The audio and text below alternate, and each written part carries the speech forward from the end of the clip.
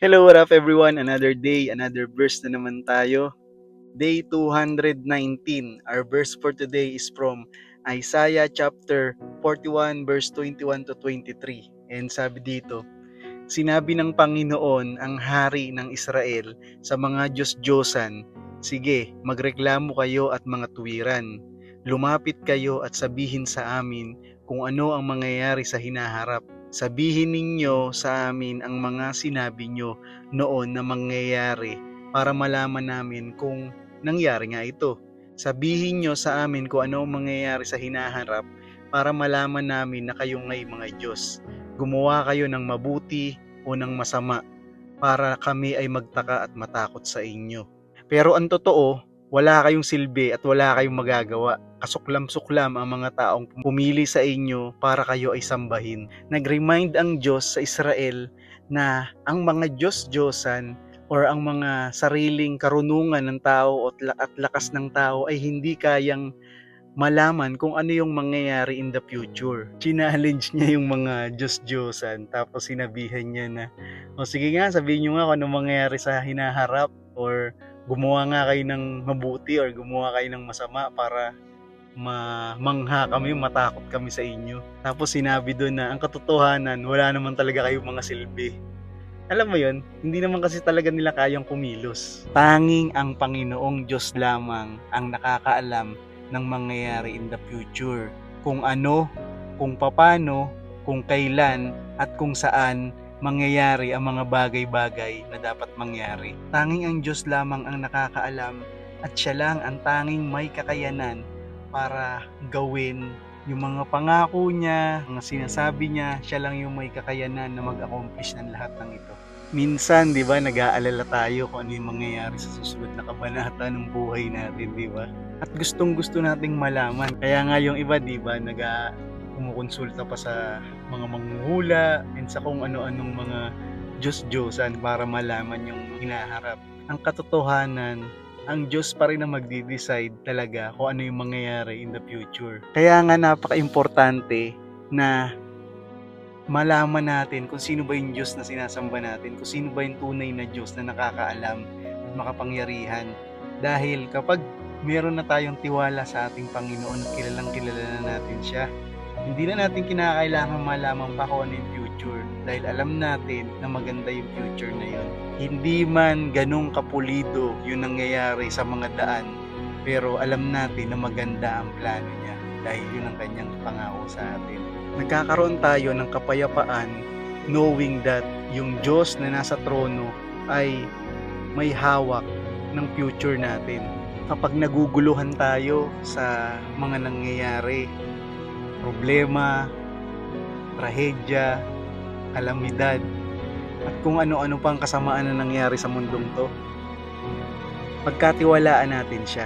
Huwag nating ilagay yung tiwala natin sa mga namumuno sa bansa, sa mga tao, sa circumstances, sa mga planuhin natin, or sa mga achievements natin, or lalong-lalo na sa mga walang silbi na mga Diyos-Diyosan lamang. Pagkatiwalaan natin ang Diyos sapagkat alam na niya yung bigger picture ng mga pwedeng mangyari. Para sa atin parang ang labo-labo pa, pero para sa Panginoon alam na niya. Tayo, nandun pa lang tayo sa rota, pero siya, alam na niya yung destinasyon natin. And ang katotohanan kasi, ini-expect natin na porque sinabi na maganda yung future, yung pagdadaanan din maganda.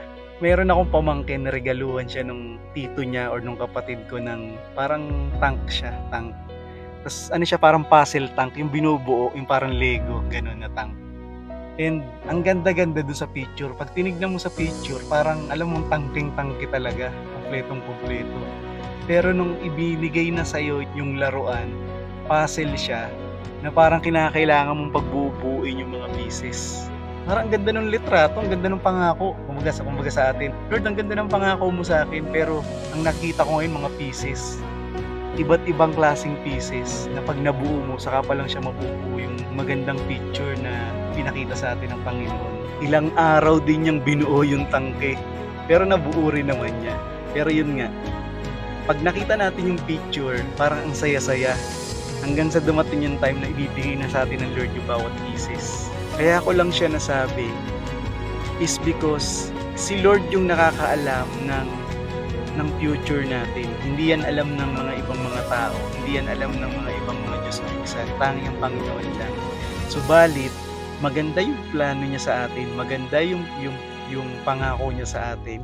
Pero yung pagdadaanan natin dyan, hindi niya pinangakong maganda. Alam mo yun?